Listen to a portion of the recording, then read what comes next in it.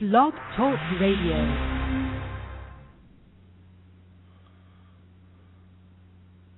Are you ready? You think you can tell us what to do? You think you can tell us what to wear? You think that you're better?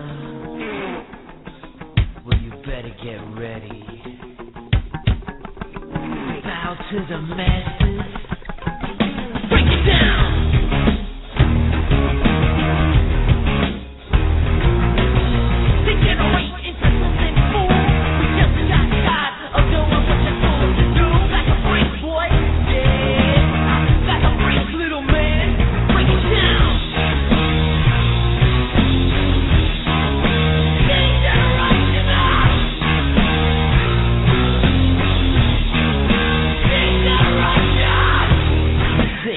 Tell me what to do. No. Know who you're talking to? You do now.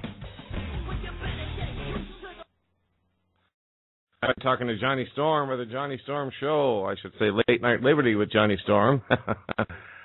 All right, tonight is a very special show. We have a very special guest coming on with us. Her name is Debbie Lewis from William Lewis Films.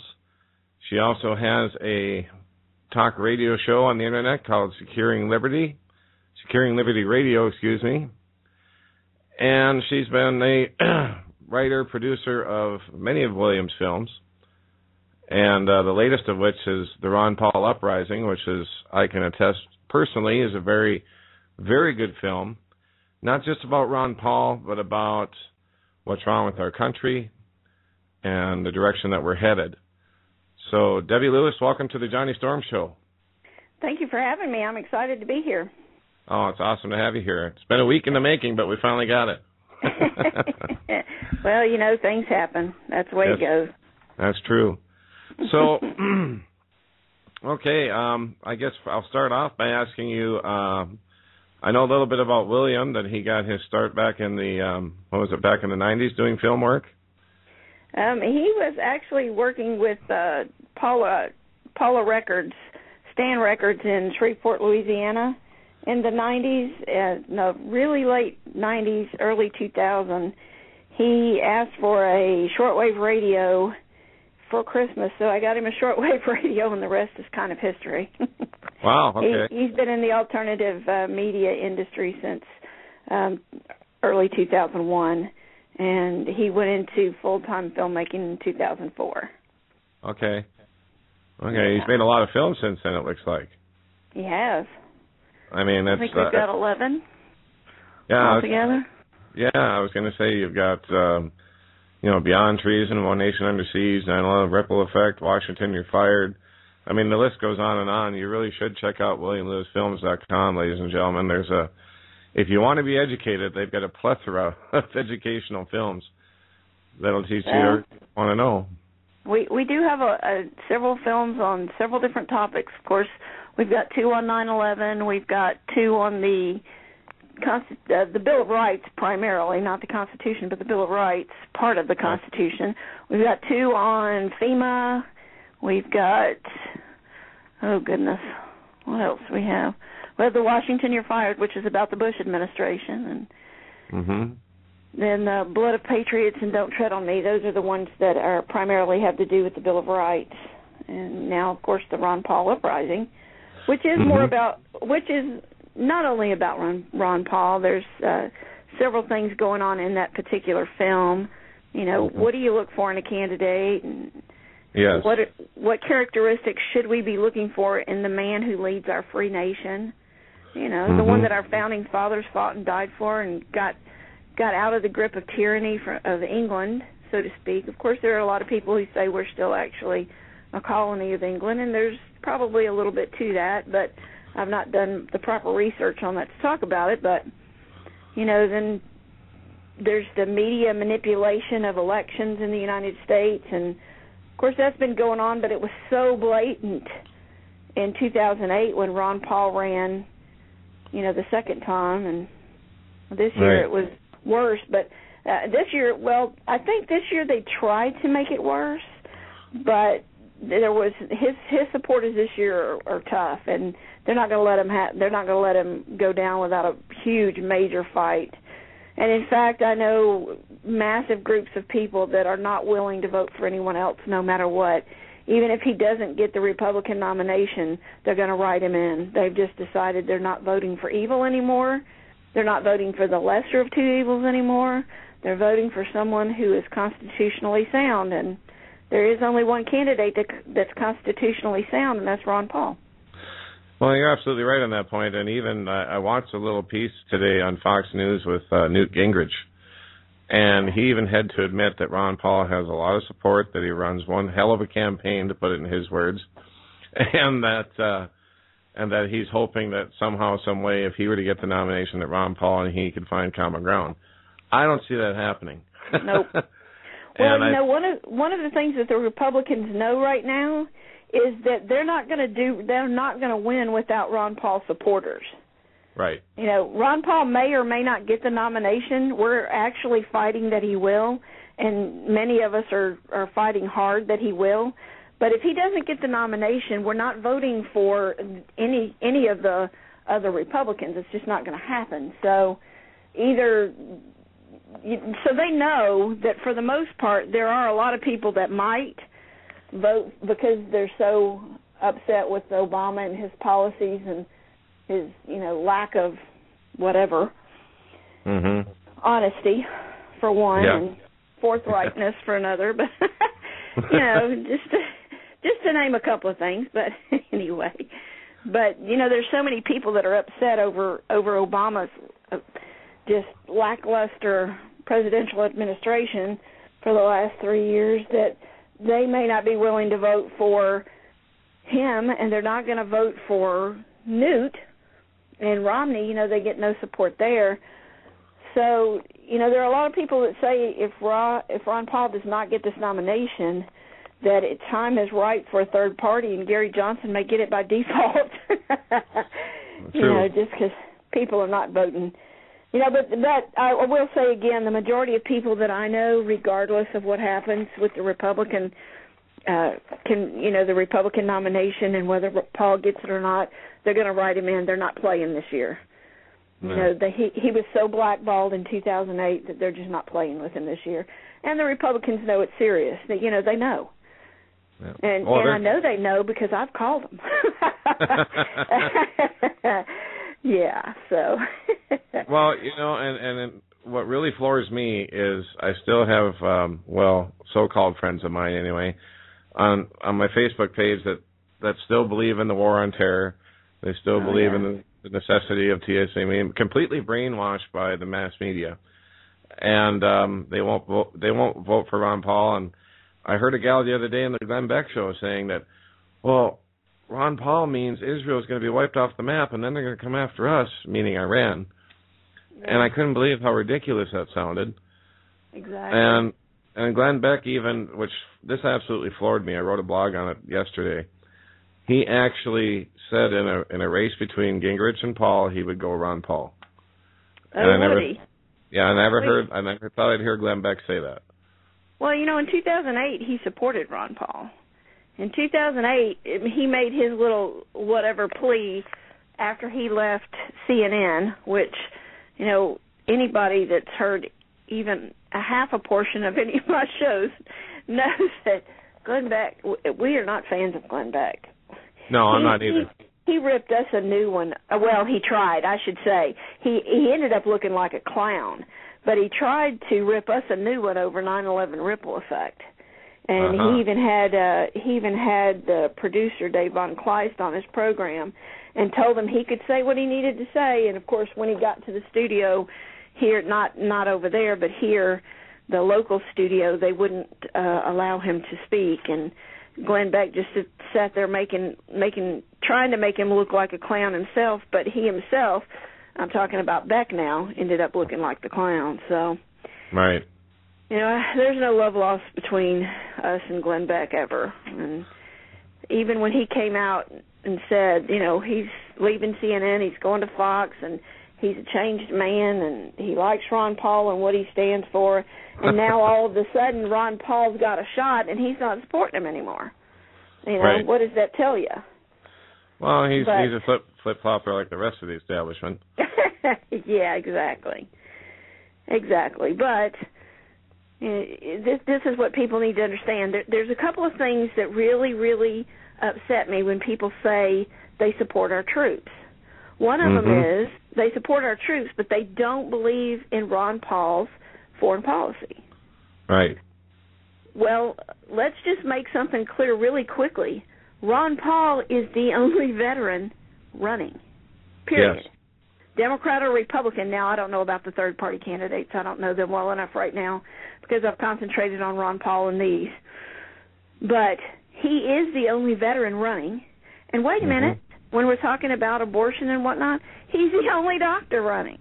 Right. So how are we discrediting a veteran and a doctor with regards to some of the issues that we're talking about as President of the United States?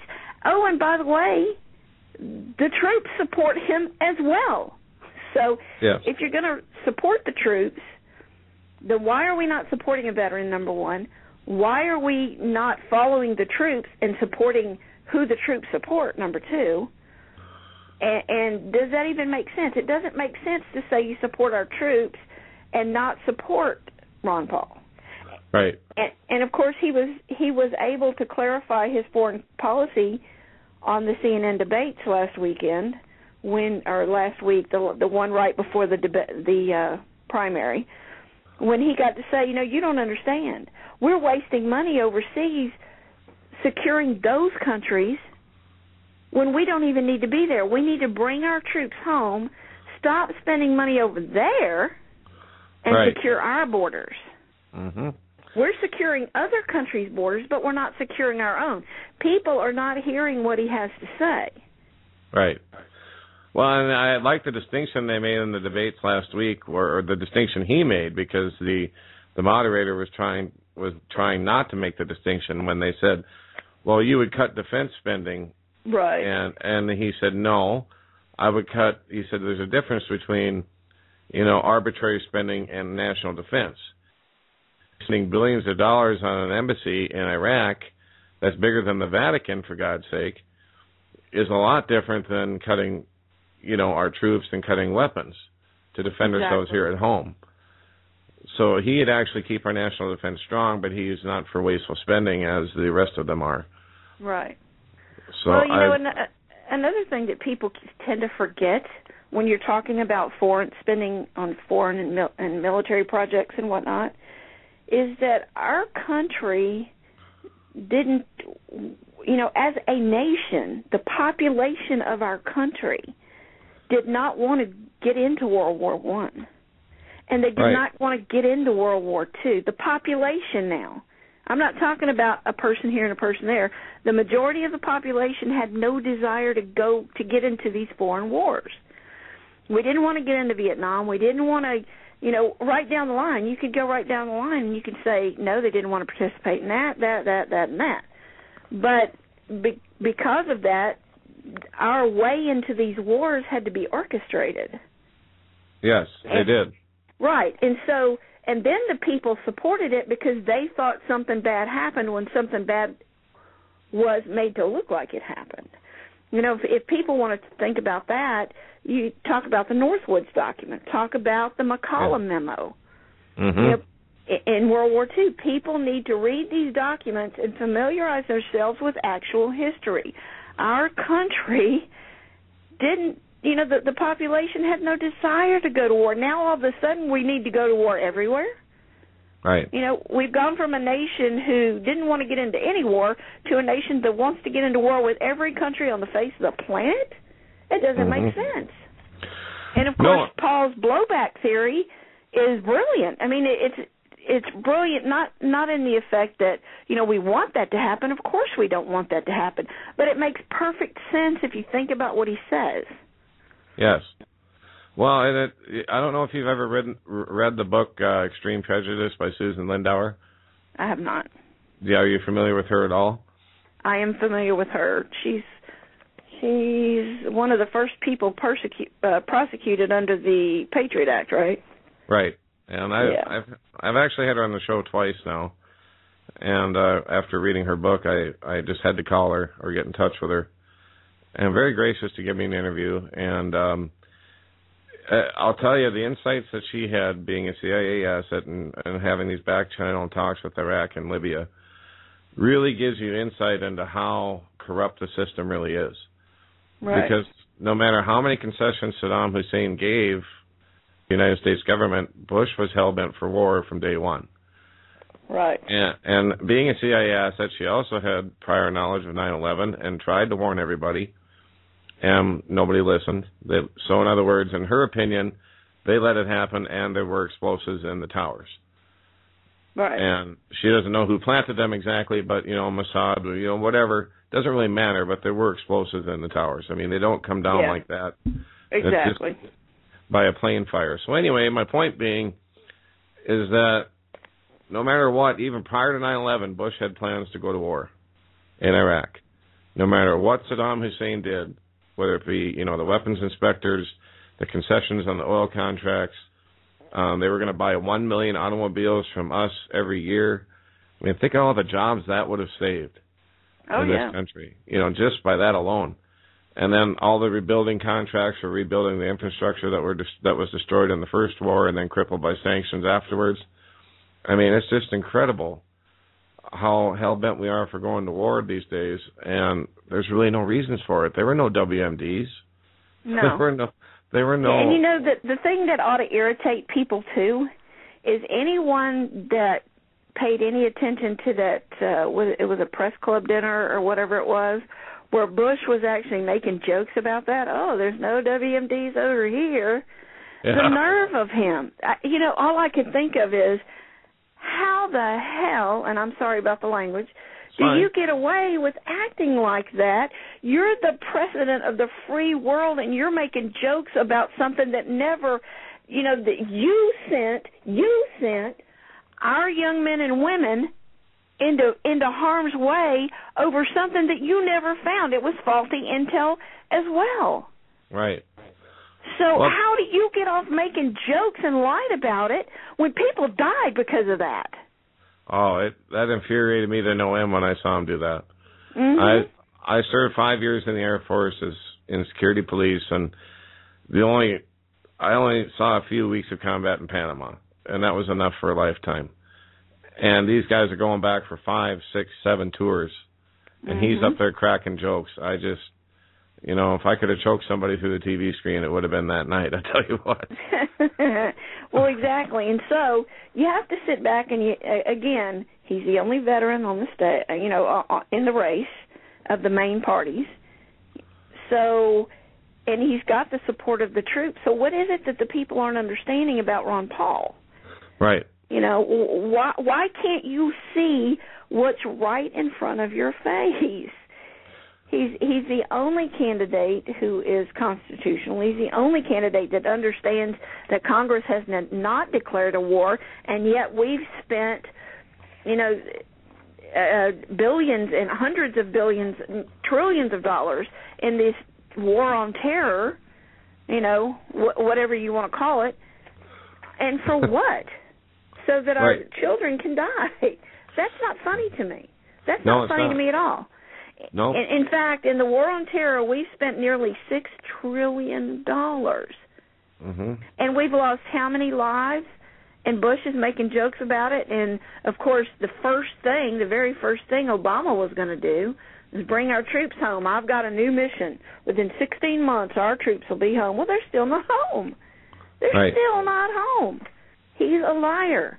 And not only that, but Obama, the man that everybody voted for because they thought he was going to end the war, he spent more money on average per year on the military and overseas than Bush.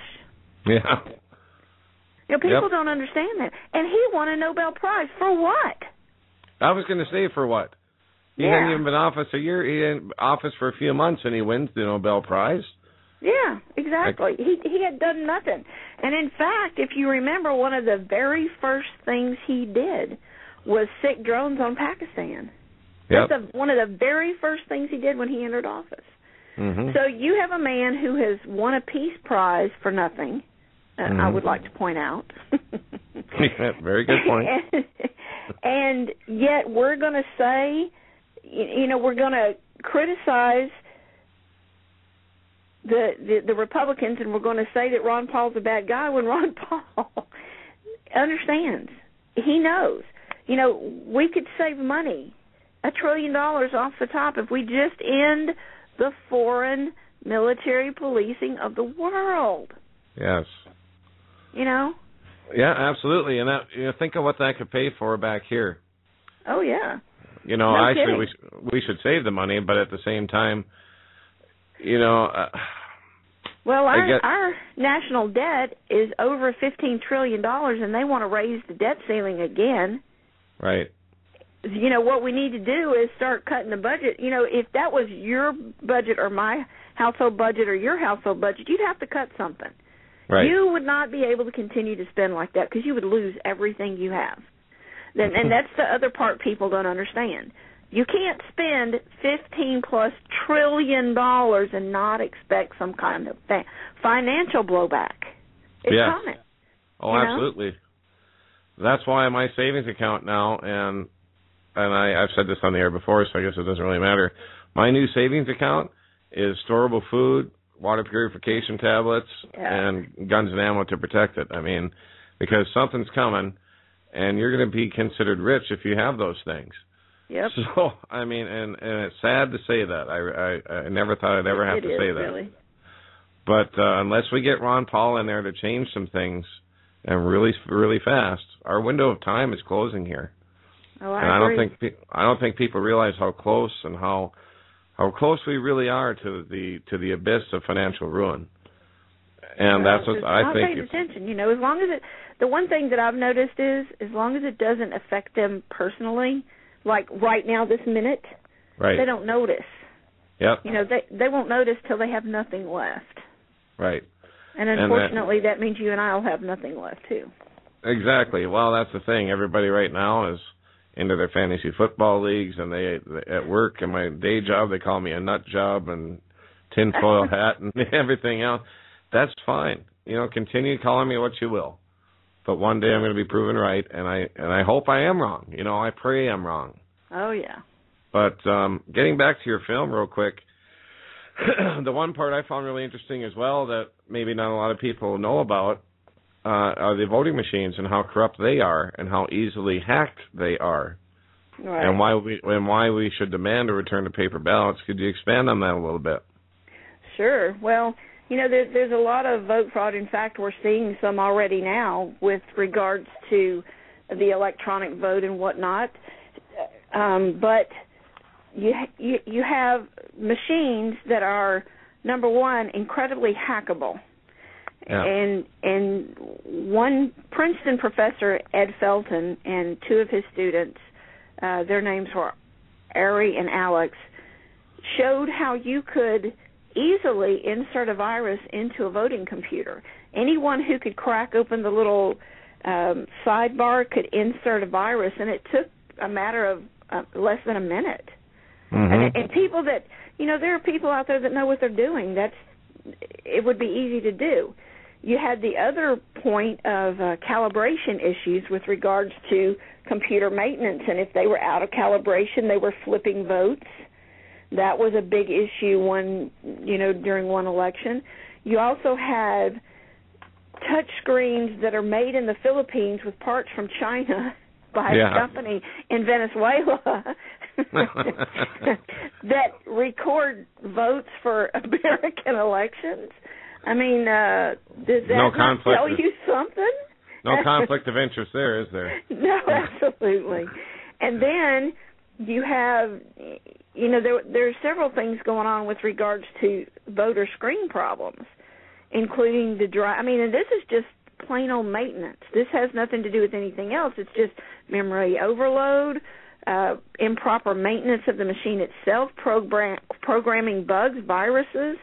Even a defective or dead battery or power supply will make the voting machine function improperly. Right. And people weren't talking about that. And, of course, there's the other issue is climate control through the entire manufacturing and storing process. Screens are touchscreens made in the Philippines. Where's, parts from China. Again, we're looking at, was it climate controlled when they were making the touchscreens? We don't know. Are the voter machines stored in a climate controlled area? Some of them aren't. Right. Dan Rather did an extensive report on that, which we show a clip of in the film. Yeah, I did see that. Yeah, and so there's all sorts of things going on, and that's even all of that is before you get to Acorn and before you get to the hanging Chad issues in the 2000 election, or that's before you get to any of the rest of it, or the Republicans purging voter rolls. Yes. In several states, because why? Well, they're poor and they are not on the voting records. Why are we having them here? Why that's illegal. It's illegal for them to do that. But these issues that we talked about before are even before all of these other things happen. And then you have Cybrant CEO Stephen Spoonemore saying flat out that he considers computer voting an extreme national security risk. Right. And he says flat out, paper ballots are traceable, they're cheaper, and you can go back and actually, it's as transparent of a voting method as you've got. And, of course, in the beginning, we voted on paper in the open. Everybody knew who you were voting for, and you did it by paper. So why all of a sudden is all the secrecy? Why? What's the point? What are you doing that you don't want your neighbors to know about with regards to voting for president of the United States? Well, and I saw the first case of it this year already in Iowa, when everything was going to be taken to a secret, undisclosed location because, oh my God, the hacker group Anonymous might try and hack into the system. Give me a break. I don't know what you think. I think Anonymous is a CIA group anyway, but that's my opinion. It may be. But here's something to think about that. Of course, 2 days before the South Carolina primary, they came out and said that after the recount of the vote, actually, Santorum won that election by 34, 39 votes, whatever it was. But they still can't certify it because there are 8 precincts still missing. Right. So what happened there? Then you go to New Hampshire and you find out that people could walk up because you don't have to show an ID in New Hampshire. And, of course, people get all bent out of shape when you ask them to show a voter ID. But you don't have to show voter ID in New Hampshire, so you could vote. If you know somebody that's died recently, you can go into their precinct, ask for their ballot, and vote. They found in South Carolina, they found that almost 1,000 dead people voted in recent elections. Now, they didn't say which elections those were, but this was recent. This came out the day of the election, the primary in South Carolina. That the South Carolina Department of Justice is looking into it because they already know that it's happened. Right, and they reported it to the U.S. Attorney General too, didn't they not? Right, and and it may be the federal Department of Justice. I don't remember which one. I'd have to look at the report again. But the point is, it's already happening again. Right, and we've had the Iowa caucus, New Hampshire primary, South Carolina primary. We've had 3 primary caucus elections, and we've already got 3 different times where we've had potentials of massive type voter fraud. And we're not even to the presidential election yet. We're not even there. It's scary when we think of actually getting there. Exactly. Well, go ahead. Well, I was going to say, and we have the answer, paper ballots. And for the people who say, well, you can't do paper ballots, well, that's just too much paper. We're trying to go green. Okay, let's do paper ballots. Let's get the count recorded. Let's recycle the paper into, wait a minute, paper ballots again. Right. And let me just say, before somebody says, well, you can't do that, I know you can. My mother makes paper. Yeah. My mother used to hand make paper in art class. All you got to do is bleach it and start over. Exactly. So don't tell me you can't use the same paper, recycle it, make more paper ballots. Yep. Save a tree. Yeah, exactly. You know?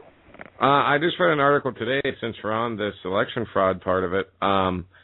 This is by Susan Lindauer, actually, coming from her website.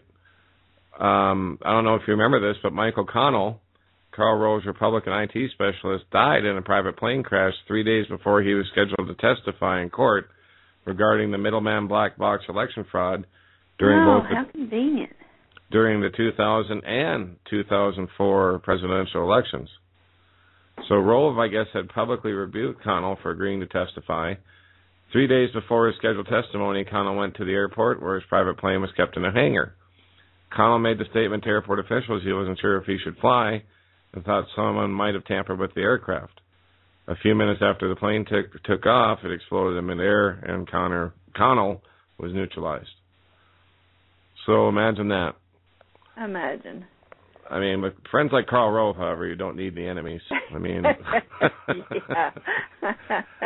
talk about a political hitman. Good point. The other thing I thought interesting about your film, Debbie, was the fact that you went back to the basics too, and you showed, the simplicity of the Constitution and how easy it is to follow if you actually just pick it up and read it. Right. And then, of course, why Ron Paul is the right choice. And then, you made a great comparison, I thought, in the film between, Obama and Bachmann and a few others that you mentioned in the film about how they voted and how Mr. Paul voted. And right. Typically it was no on his end. Well, rightfully so. Right. And one of the things that people don't understand, and I've found this over and over and over, and I think it's quite entertaining on some levels, and maddening on others, is that, when you go and you look at these candidates and you have Obama saying everything he said during his election cycle in 2008 when he was a senator, and remember now, we elected a man who hadn't finished one term as senator, not one, but that's who we elected for president of the United States, and now they're criticizing Paul, who's been in the House of Republicans off and on for 30 years. But I digress. Let's go back. So you have Obama running for president, and you have him saying, yeah, I believe in your right to whatever. But I had already done a vote comparison for the 2008 election, so I knew he was lying. I had already done it, and we did it for the film Washington, You're Fired, I believe. Okay. We had a vote comparison when we first released that film that went out with every film. We don't have that anymore, but now online on the RonPaulUprising.com, the RonPaulUprising.com, you can go there and download the vote comparison that I'm going to talk about right now with regards to Obama, Bachmann, who's no longer in the race, Paul, and Santorum. And you can look at what they actually supported and when. With regards to constitutional issues, now, of course, you couldn't put everything that they voted for on there, but, for instance, one of the things that I feel is a litmus test for a president, in my opinion, is the USA Patriot Act. If they supported the USA Patriot Act, they're not presidential material, in my opinion. Right. Because the USA Patriot Act, negates 5 of our first 10 Bill of Rights. So that's not a presidential material. Anybody that supported that, well, who supported that? Well, Santorum supported that. Yes, he sure did. Then you get to 2005, and you find out that was actually voted for in 2006, the USA Patriot Act extension, reauthorization of 2005 was voted for in 2006 by the Senate, and Obama voted for that. Right. So now you've counted out Santorum, now we've counted out Obama. Well, at the time that we wrote the film, at the time that I wrote the film, Bachmann was really strong, and so was Rick Perry. Everybody thought one of the two would do well. So we had to use Bachmann, and we have a voting record on Bachmann anyway. Why wouldn't you put that in there? Well, Bachmann wasn't in office in 2001 or 2006, so she has no vote on that. But if you run down to, the February 2010 USA Patriot Act extension, she voted for that. And she voted for the FISA Sunset Extension Act of 2011. So she's now no longer qualified to be president, in my opinion. The only person of the four that we have a voting record for that voted no in every single instance was Ron Paul. Right. You run to the Real ID Act. Well, the Real ID Act, people will argue, the Real ID Act didn't really pass. No, it didn't pass on its own. But our lovely Mr. James Sensenbrenner, same guy that sponsored the USA Patriot Act, introduced an Emergency Supplemental Appropriations Act and tacked on the Real ID rider because it didn't pass by itself. So he tacked it onto that particular provision, and who voted for that? Rick Santorum, President Obama. Ron Paul did not vote for that. He voted no for that. These are things, so you can go back and you can look at how they voted and how they stood with regards to certain different pieces of legislation, and you can see right away how, whether or not he's constitutional. Obama voted against your constitutional rights every chance he got. Yes, he did. And Santorum did as well. So there is only one president with a voting record. Now, why do we not look at that voting record? Ron Paul's voting record is astounding with regards to your constitutional rights. And the mass media will never bring that up. They always cover that up. That is true. The only thing they talk about in regards to Ron Paul is his quote-unquote nutty foreign policy. Well, nutty to them because, they want more war to report on because it brings in ratings. That's all they really care about.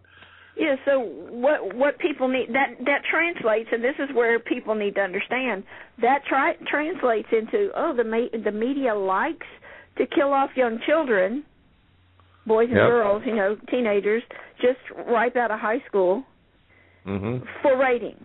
That's what that's telling you. Well, and that's the other part that I try and get across to people is that war is not a flippin' video game. No. It's serious, and until you've had a bullet zing by your head, you don't know. And these poor guys that are going over there for 4 or 5 tours, and the suicide rate going off the charts, because they're not getting the help they need. And Ron Paul is the only solution to save our military.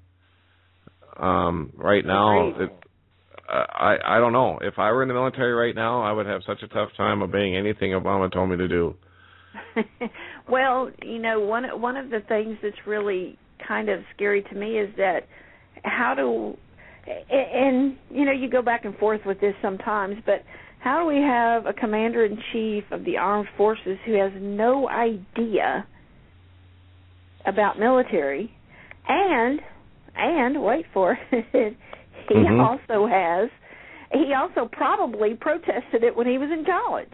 Now, I don't know that he did. I'm just saying that. I don't know that he did, but and there's the whole birthright issue too. But I won't get into that tonight, but because that's a whole another show. But there was a story that wasn't covered in the mass media, and I'll just cover it real quickly, where a staff sergeant in the Army Reserves actually, refused to deploy with his unit to Afghanistan. And the reason he refused was because he said Obama has no right to be commander-in-chief due to his lack of birth certificate, or to prove that he's the natural-born citizen he needs to be. Right. And he won his case in court and didn't have to go. But good for him. The only people that covered it were the small-time, I shouldn't say small-time, but the local news media covered it. And then I found it on YouTube. He and his attorney had a small press conference outside the courthouse. But one of the reporters had the gall to ask this man, well, is it you're afraid to go? Is that what it is? And he gave her, if looks could kill, he gave this gal a look that would have killed her. And said, do you see this badge on my arm, this patch? That's a combat patch. He said, I've been in combat in Iraq twice. He said, if this president was legitimate, I would go at a moment's notice. He said, but he is not, therefore I'm not going. There you go. And I thought, wow, if we could only get more guys to do that, and that's one of the reasons I joined Oath Keepers. I'm sure you've heard of them. Oh, yeah. And absolutely. I had Stuart Rhodes on the show here a couple of weeks ago, and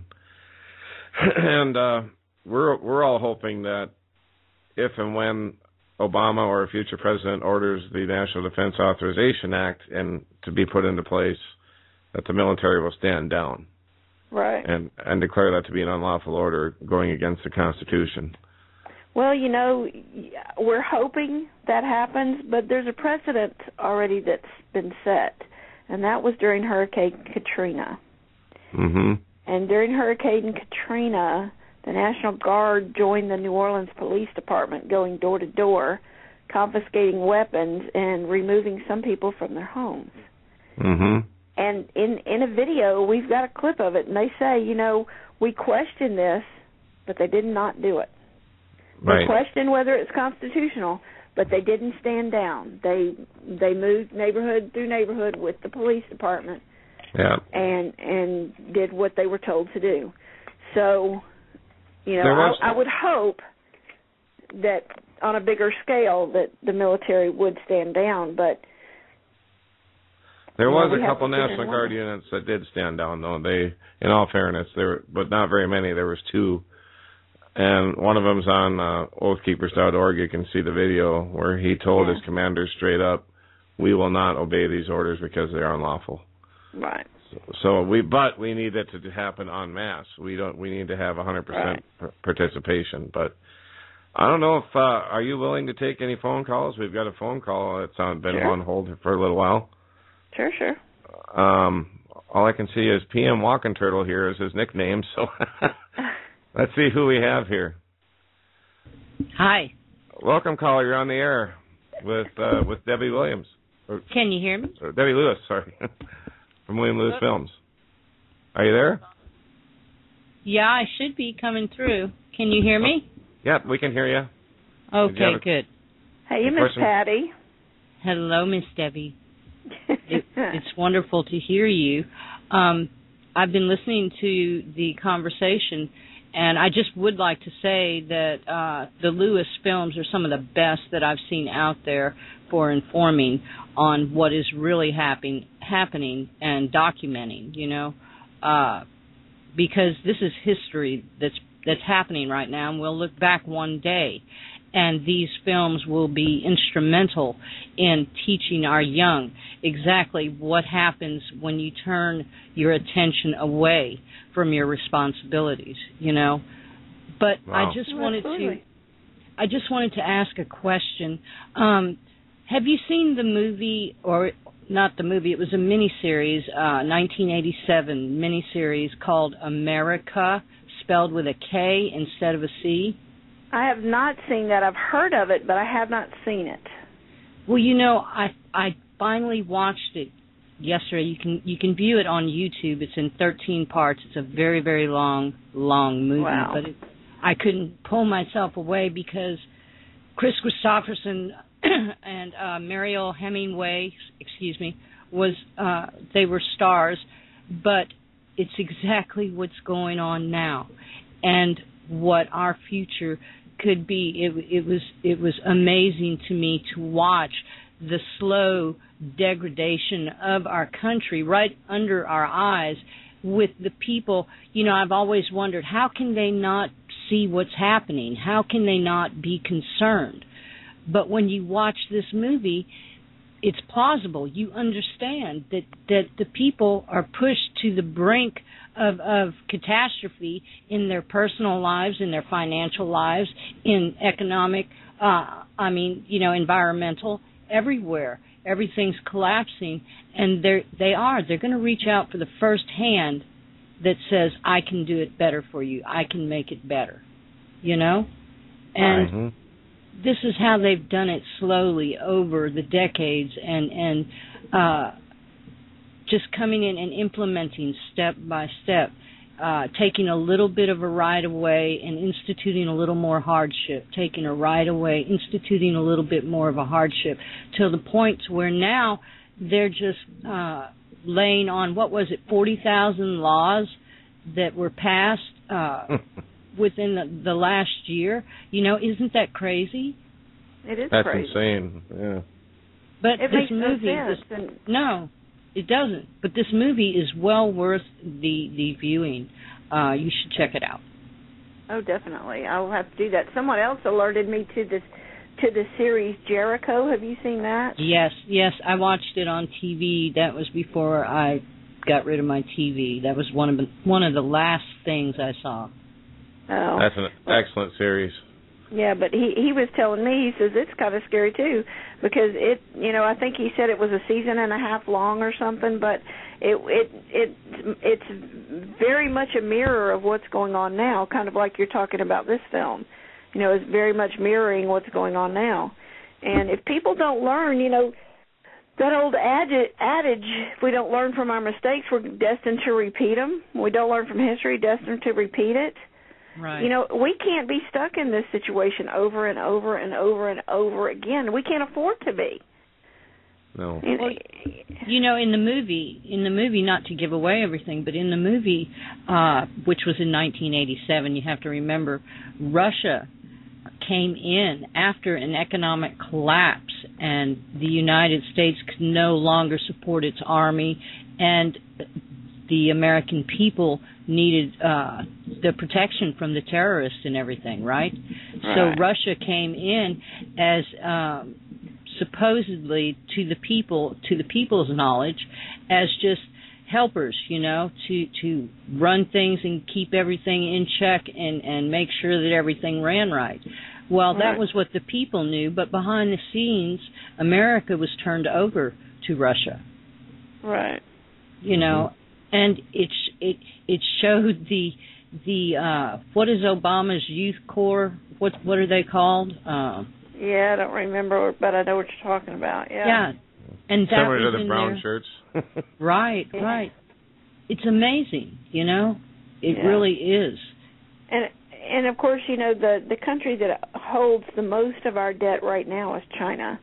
They have I don't remember the exact number, but it's I don't think it's quite 10%, and I don't even think it's that much really, but they are the largest foreign country that owns the most of our debt. And right, and then you have the UN, and then you have the Feds. So right, we don't own ourselves. And of course, anyway. I don't think people say, well, you need to be aware of China, and I believe we should be aware of China. I believe we should be aware of China, but I think China is the least of our worries. I think the Federal Reserve is actually more of a threat to us, because China needs Americans to buy their goods. So I don't think China's going to start anything. Now, they may finish it if we start it, but I don't think they're going to start anything. But we have the Federal Reserve, which, is a big Ron Paul issue right now, audit the Fed. Well, and this is one thing I don't understand, Debbie, is why the people would want to have a Federal Reserve when they should have their own money. Our country should be supported by its own money. We should not have to have a third party come in or a middleman come in to do our business. That makes no sense. Why should we pay someone to take all our money? Of course, and you make a very valid point, and one of the things that I would like to point out right now, and this is where people need to understand, and one of the things we kind of point out in Blood of Patriots, which is a different film, but it's about the Bill of Rights, is that if you look at the powers of Congress, what we call the Articles of Power, Article 1, Section 8 of the Constitution, it lists every single thing that the Congress can do. Well, they've given away one of the things they're supposed to do, which is to coin our money. That is the job of the Congress to do. Interest-free. Right. They're supposed to do that, yet they've given that away. That is now under what they call a public-private partnership, or so that's what they call it. It's the Federal Reserve. Money cartel. Right, exactly. But and to point out something further from our history, the Federal Reserve that we have now, the 1913 Federal Reserve, is not the first federal institution to coin money for the United States. It's the third. Right. So the first two didn't work out. And the third one's not working out either. What is that telling people? Well, Andrew Jackson got rid of the second one, did he not, when he was in... Yes, he did. He just let that fall out on the wayside. He didn't renew it. Right. But if you go back to that first one, the very first federal bank was established by our very first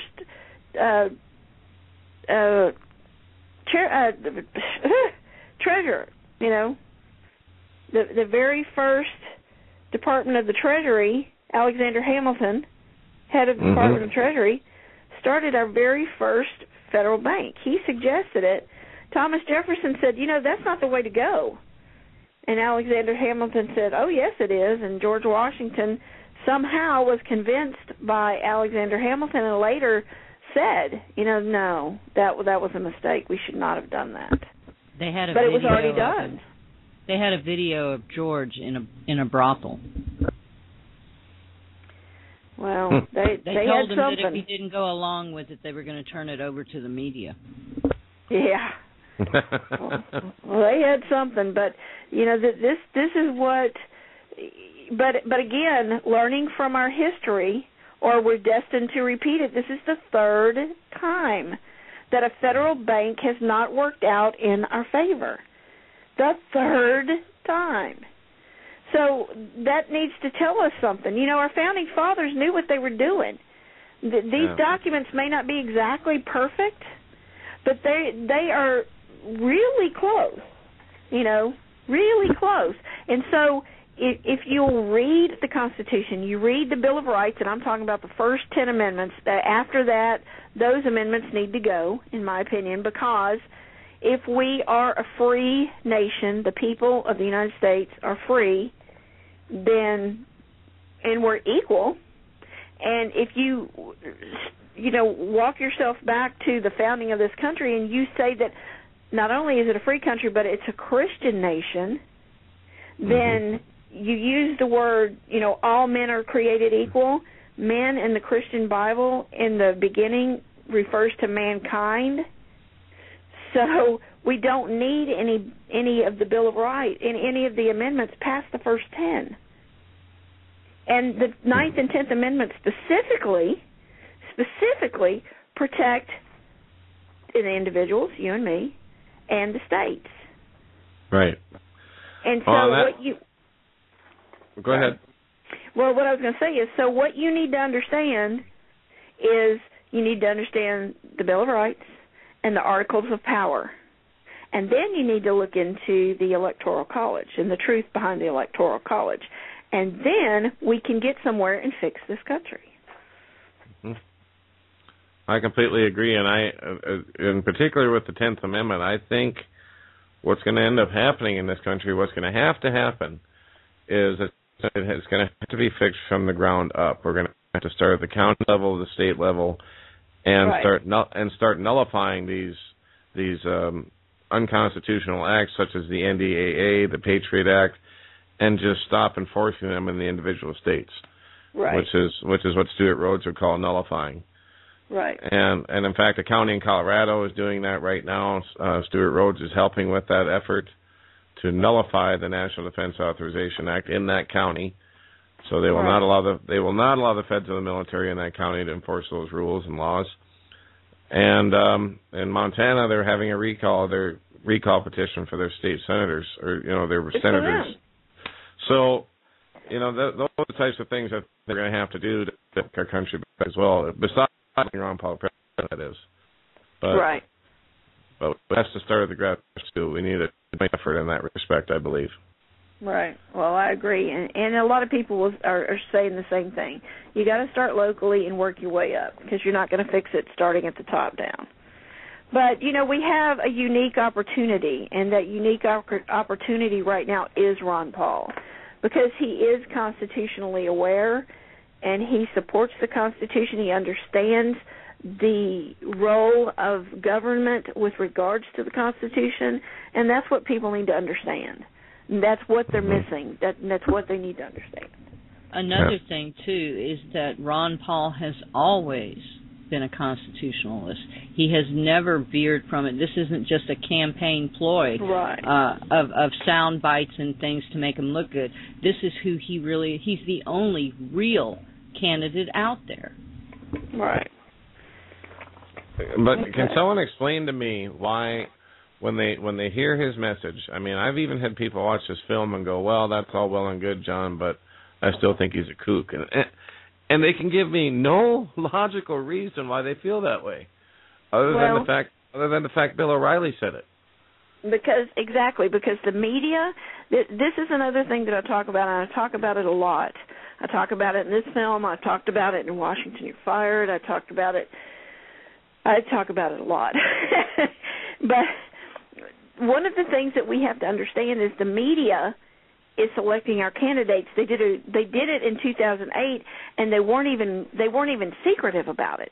I mean, 2008 was the first time that I was actually, and they might have done it before this, but 2008 they were so in your face about it. It's not even funny. Yeah, and again this year, they tried to be, but Ron Paul's support and base support group has gotten so huge that they can't ignore him anymore.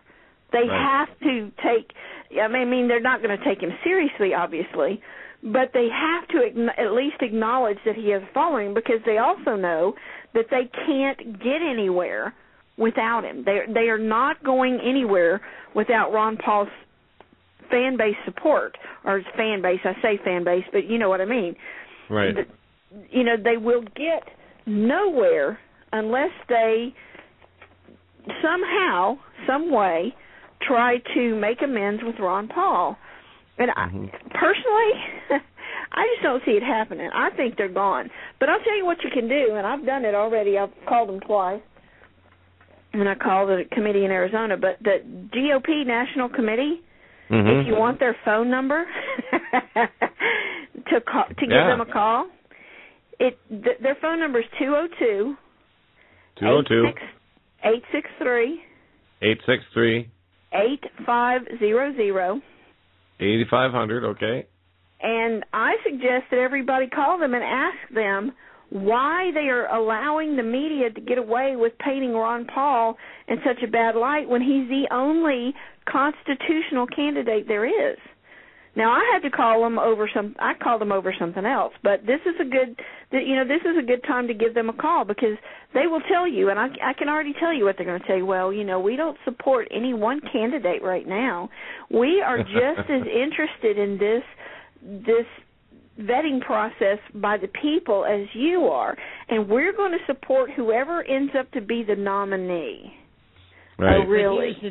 But here's the thing. If it doesn't matter, they shouldn't play favoritism. They should report each and every one. Exactly. That's why.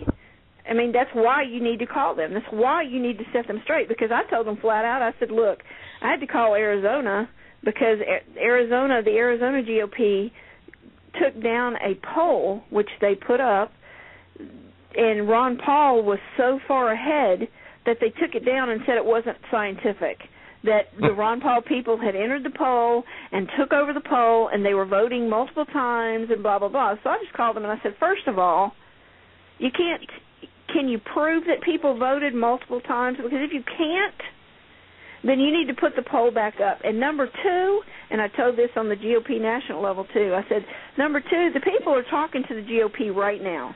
They are dissatisfied with the GOP, and they are sick and tired of the status quo. And you're not listening because you're not taking them seriously. You're still pushing candidates that are worthless in these people's eyes. And unless you embrace this truth, you are going to lose. And that's exactly how I put it to them. But I'm not playing anymore. We don't have time to play. We have a unique opportunity now to elect a man who understands, as I've said before, he understands the Constitution. He understands the president's role with regards to the Constitution. He understands the federal government's role with regards to the Constitution. And people say, well, Obama's a constitutional expert. Did you look at his voting record? Because he didn't vote for you. He didn't vote for your constitutional rights. I can tell you that. Oh, well, Santorum, he knows the Constitution. Really? Did you look at his voting record? Because he didn't vote for your constitutional rights. There's only one candidate that has. Obama is also Irish and Canadian. Interesting. Yeah, but here's the thing. He's a little bit of everything. We have a unique opportunity right now to elect a man that has shown for 30 years. He has a consistent record, and he's shown for 30 years that he knows what to do. He knows what the Constitution says.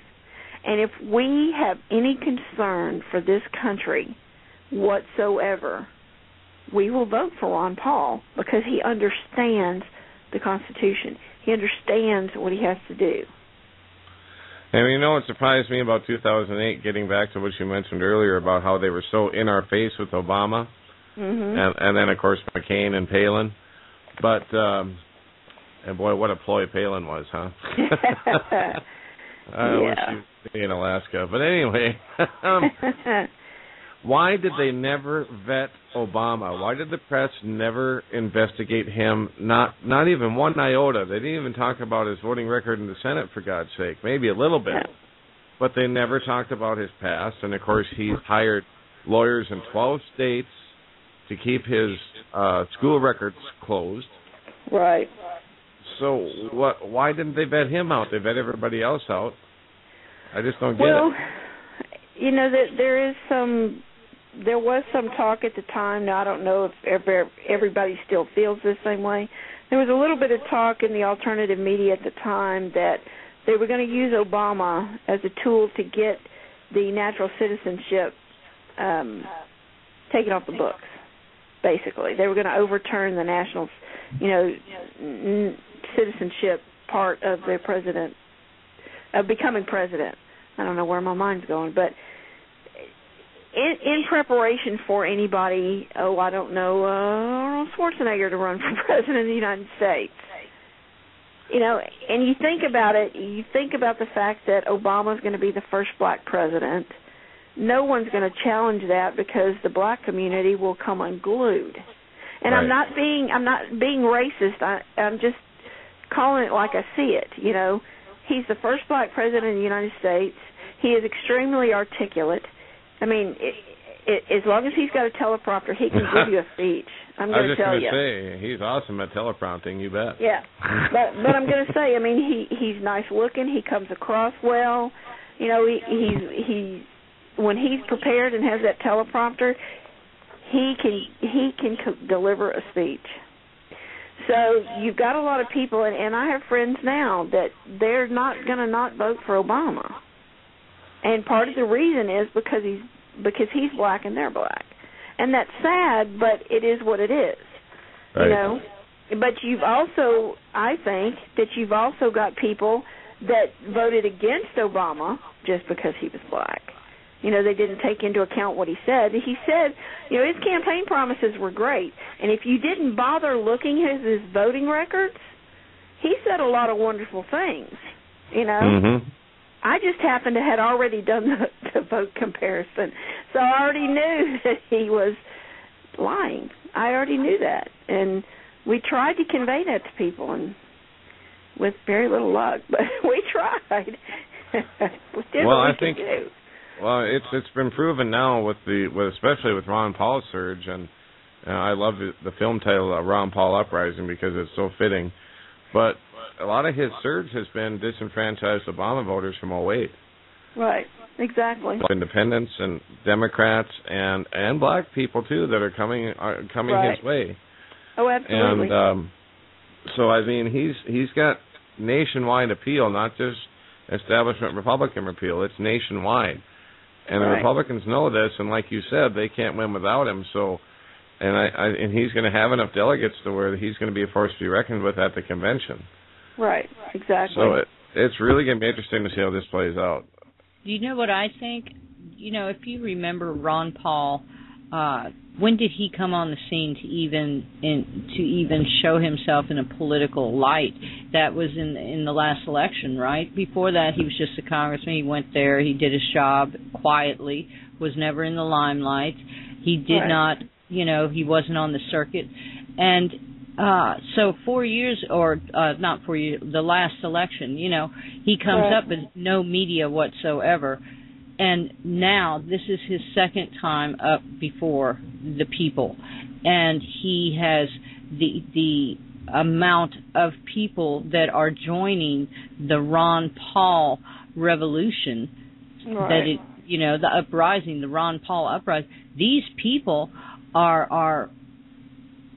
they're expanding. I mean, it's like magic. I mean, the more people hear what Ron Paul has to say, those who are lucky enough to get to hear the word by people who have radio stations like John Storm, and you, Debbie, with yours, and me with mine. We're putting the word out there. People are hearing it. They're listening to Ron Paul. Twitter now is blowing up with Ron Paul. That's all you see. And I think that the people want him, but they never heard him. And now they know he exists. And I don't think the media can keep him down now. Well, they can't. And you want to know something funny about what you just said? This is actually the third time Ron Paul's run for president. Yep. Is it really? Because I could not remember him running before that. Yep. He ran in 1988 as a libertarian. And he got less coverage, of course, then that he did in 2008. Well, yes, I think so. Did you see that clip of him from that Alex Jones played here not long ago about when he was on the Morton Downey Jr. show back in the 80s? Oh, Lord, no. Oh, my God, you've got to look at that clip. Go to the Alex Jones channel when you get time on YouTube, and you'll find it. It's a clip from him. A lot of different clips, but it goes all the way back to the 80s when he was running as libertarian. Right. And he's on, I don't know if you remember the Morton Downey Jr. show, don't you? Oh, yeah, sure. He had the cigarette going and in your face and this and that. Yeah. And this fat guy gets up to the microphone. Nothing against fat people because I'm overweight myself, okay? But he was slamming Ron Paul's foreign policy and this and that and telling him we need to use the military more, and the same kind of arguments you hear today, actually. And Ron Paul got up there and told him he was chubby and that he shouldn't go to McDonald's anymore, and really got in this guy's face and had all this fire in his voice and was really getting irate.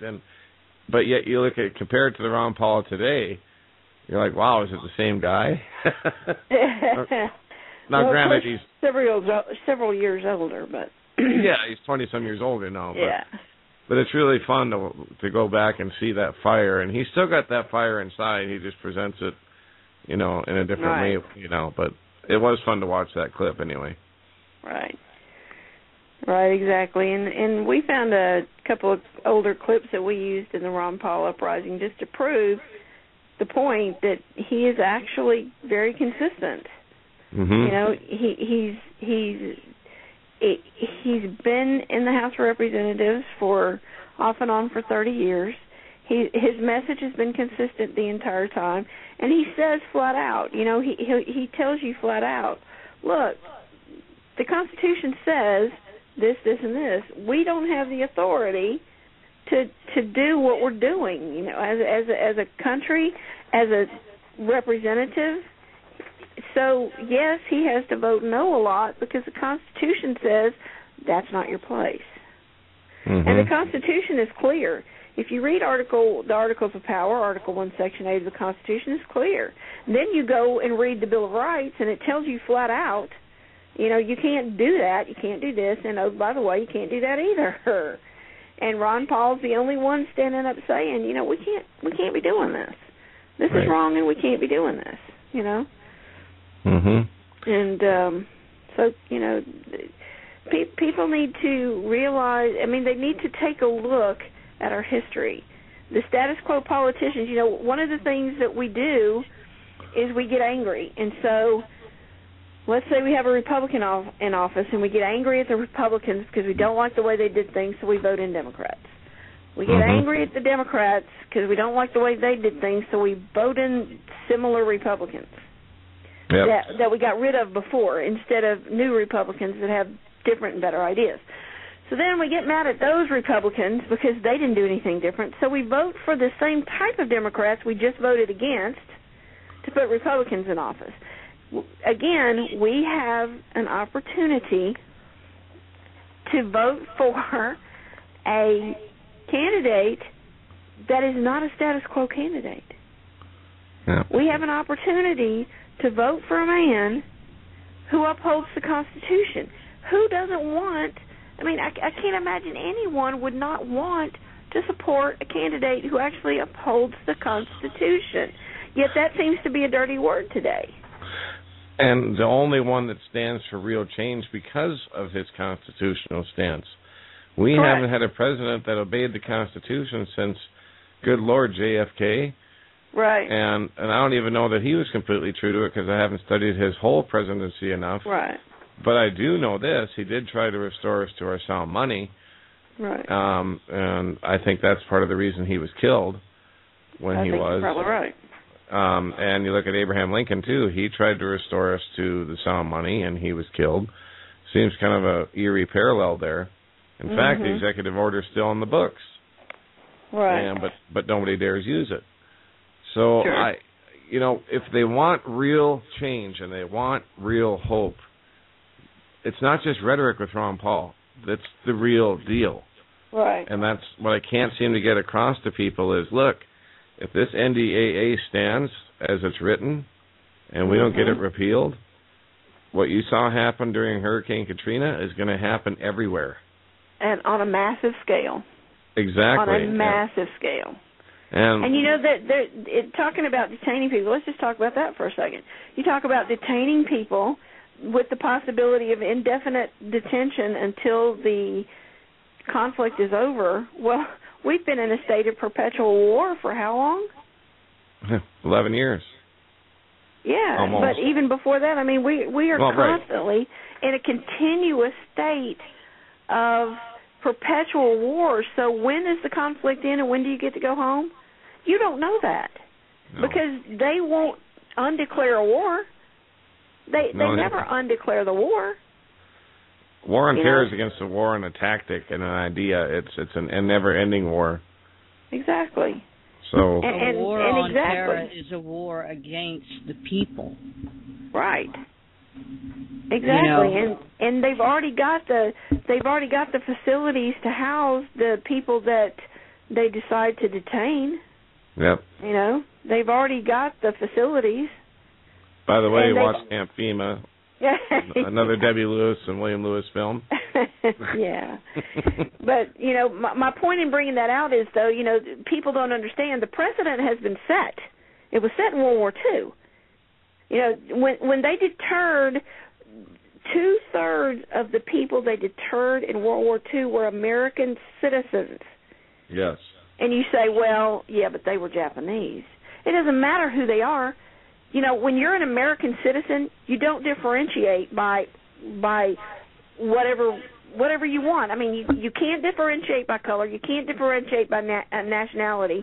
If you're an American citizen, you're an American citizen. Right. Period. Where did your parents come from? Where did my parents? Oh. I mean, anybody exactly. Out there. Yeah. Yeah. Well, exactly. So, what happened if all men created equal? Right. Exactly.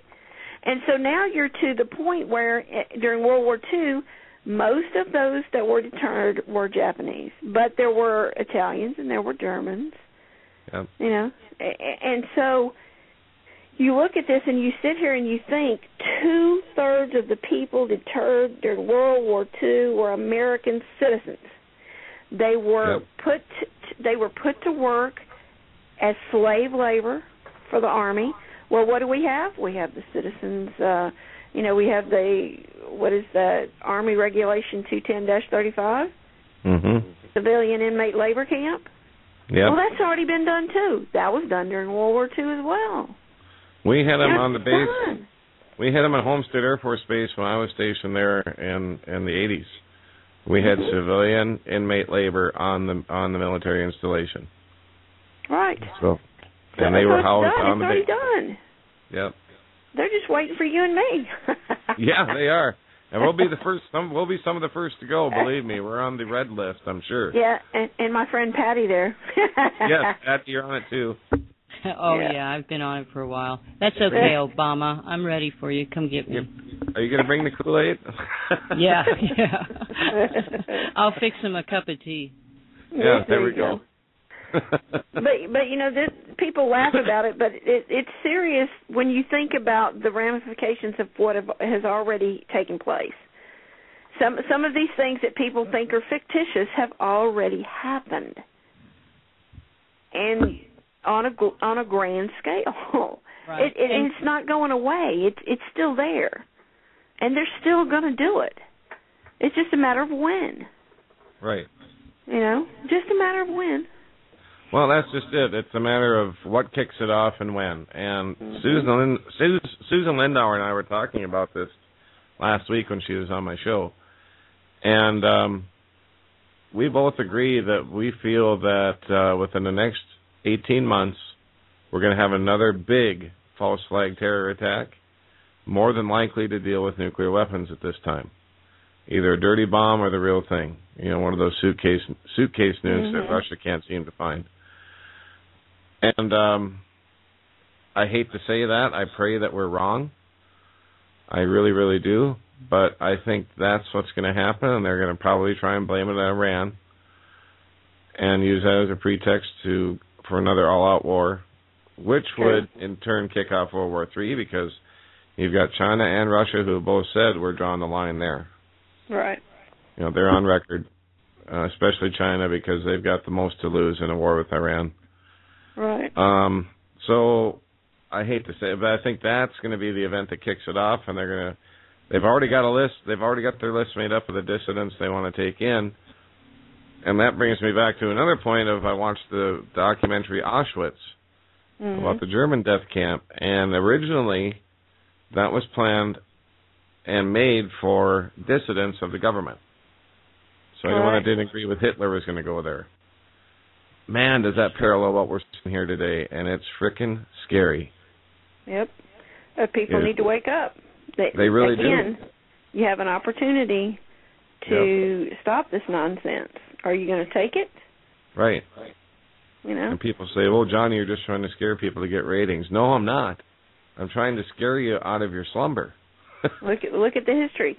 You know, on the website, the Ron Paul Uprising, if you just want to have just a glimpse at stuff, you know, there's a trifold pamphlet there too with regards to Ron Paul, and you know, there's quotes in his own words about some of this stuff. There's also a chart that compares Obama to Bush with regards to his military spending, the troops that have been sent overseas, the drone hours, wiretaps. You know, you're worried about what's going on. Obama was supposed to be the peace president, yet he has averaged higher in everything than Bush. Right. And so, you know, we have the opportunity right now to, if you were serious, let's just go back and look at this. If you were serious about ending this craziness, if you were serious about wanting to stop intrusions into your privacy, if you were serious about peace, you know, bringing our troops home and having peace, if you were serious about all of that Obama was talking about, we have an opportunity to get that. But you have to elect the right man. Mm-hmm. And it's not Obama, and it's not Romney, and it's not Santorum, and it's certainly not Newt Gingrich. Speaking of Santorum, did you hear that that speech he gave, what was it, about, I think it was 2 years ago. He was on the radio, and he was talking about this libertarian movement of people that want to be free and people that want to do their own thing. Did you hear that? Oh, yeah. Where he said there's no country like that, he's an idiot. Yeah, there's never been a society like that. Really? Yeah. It was right here. I want to say I want to call him some choice words, but I'll refrain since we might have youngsters listening. But well, there's when I heard him say that, I thought, what? And you served in you served in Congress how long? And you don't understand I mean, this is part of our problem. This is part of the problem with today is that the people that we elect to go to Washington and represent us don't even know what they're supposed to be doing. They don't understand why they're there. That's because they can't read the bills until they pass them. Thank you, Miss Flothi. I'm sorry. That's wonderful.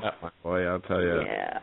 I still, when we pay them to go there and read the bill, and then when she said that, I thought, did you hear that, people? Did you hear that?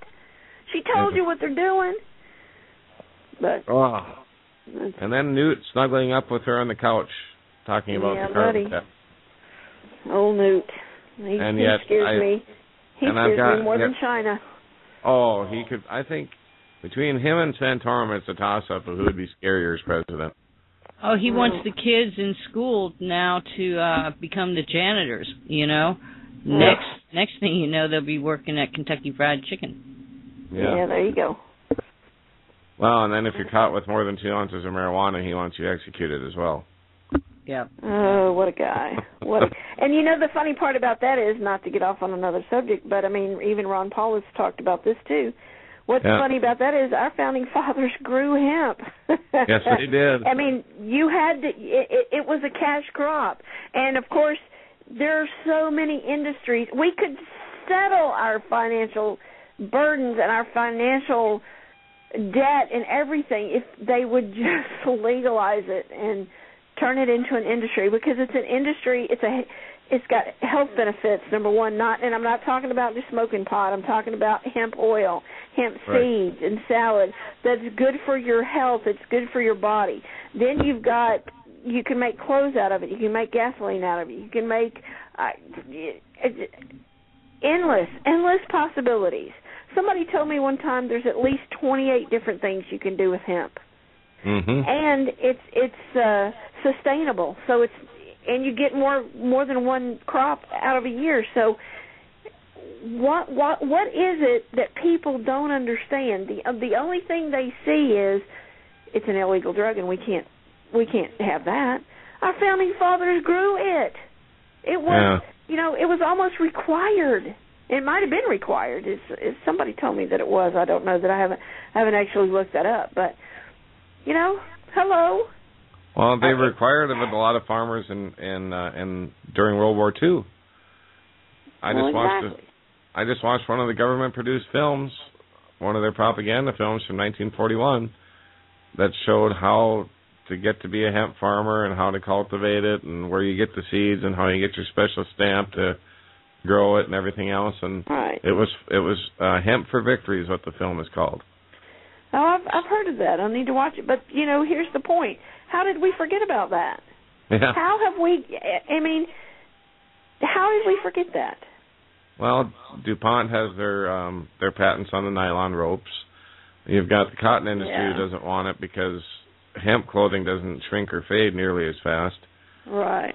The pharmaceutical companies can't patent the plant, so they don't want it for helping cancer patients. Of course not. Meanwhile, their synthetic version of THC makes cancer patients sicker than they already started it with. So it goes on and on. It's all about money and not being able to patent it. So, which is sad that we're willing to sell out our family, friends, and neighbors because the government says we can't make any money on it, so we're going to demonize it, and we're going to make it where you can't grow it. Exactly. It's well, Debbie, we're getting towards the end of the show here, so I just wanted to let you wrap up with, is there anything, I know we talked on the phone earlier, you don't have anything that you can really report on as far as any new projects? Well, we're working on something, but it's in such a new stage, and it's already changed. It's changed directions a couple of times, so probably not really, no. Okay, that's fine. But do go and check out WilliamLewisFilms.com and go to the RonPaulUprising.com, and you can download the vote comparison to show your friends how Obama and Santorum voted and how Ron Paul voted and compare it. I even give the bill numbers so you can look them up yourself. You don't have to take my word for it. Look it up. Right. There's a trifold pamphlet there with lots of information on it. Print it off. Make copies of it. Hand it out. And then what is it, like $25 for 5 copies of in the clamshell cases of the Ron Paul Uprising? Yes, exactly. 25 plus, I think it's $5.45 shipping and handling or something like that. Yeah, it was like under $30, and I did it, and I've passed them all out. So I encourage everybody to do it. If we can get everybody to pass out 5 copies that's listening to this show, and we get everybody nationwide to do it, it'd be great. But I know that's unrealistic. Well, I'll tell you what you could do. Another thing you could do is host a screening in your area with your group. Get people talking. You can use the handouts and get people talking. Yep, absolutely. Get involved with your local Ron Paul group. Absolutely. Get involved with your local politicians as well who are coming up for re-election, and hold their feet to the fire at these town hall meetings and make sure that they're going to vote with the Constitution, and look up how they voted on NDAA as well. But Debbie Lewis, I really appreciate you coming on. People definitely need to go to WilliamLewisFilms.com. There's a complete library of movies that you need to have to educate yourself. And these are based on fact. They can back it all up with documentation. I want to thank you and your husband, William, for all the work, that hard work that you guys put in. Oh, absolutely. You know, because we have children, and we're trying to save this country for our children. Yep. And we appreciate everything that you're doing, Debbie. We really do. Well, we appreciate you. Thanks so much. Well, absolutely. We need to save this country for future generations, and the films you guys put out are just phenomenal. I think I've watched Camp Fema 3 or 4 times now, so because I have new friends come over and they want it, and they're like, "Okay, prove it to me," and I'll put the film on, and they still shake their heads. In fact, I've had to stop it several times because they look at me and go, "What the F? Are you serious?" You've lost your mind, yeah. Yeah. So I mean, they're shocked by what they see in it, but it's good because it got them thinking. Exactly. So if we can get people to think, and your films do that, they're thought-provoking, and people do their own research to prove it to themselves, then we can help change from the grassroots up. So thank you so much for what you do. Oh, thank you. And before we go, why don't you plug your radio show one more time? It's Securing Liberty, and the website is securingliberty.com. Okay. I will definitely tune in. Thank you so much for that as well. I know you're a very busy lady, and you do a lot for this country, and we sincerely appreciate it. Well, we appreciate people like you that are working hard to get their word out and doing what you can do, because we can't do it by ourselves. There's so much going on.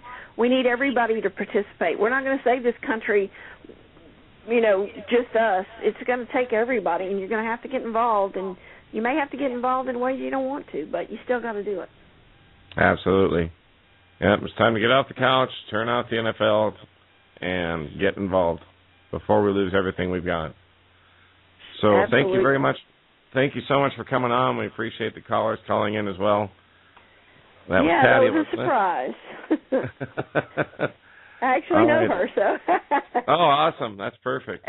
Yeah. All right. Well, thank you. Thank you. We'll talk to you next time, Debbie. Thanks for the films, by the way. You're welcome. All right. Take care. All right. That was Debbie Lewis of William Lewis Films, everybody. It was awesome to have her on. Just phenomenal films, phenomenal guest. I can't recommend their website enough. So let's get everybody over to WilliamLewisFilms.com. At least check it out. Check out their trailers on YouTube. They might even have a free film or two on YouTube. So let's get the word out about the Ron Paul Uprising. Get it out to your friends. Buy 5 copies. It's only $30. Don't go to the bar one night and you'll have $30. I guarantee it. Don't play the pull tabs. You'll have $30. Okay? Pass them out to your friends or to a group. Have a screening on your local cable access channel. Nothing wrong with that either. So anyway, get involved. That's the whole thing. We all need to get involved so that we can have real hope and real change. So thanks again, everybody, for tuning in. Until next time, remember, together we can make a difference. God bless and good night. Are you ready? think you could tell us what to do?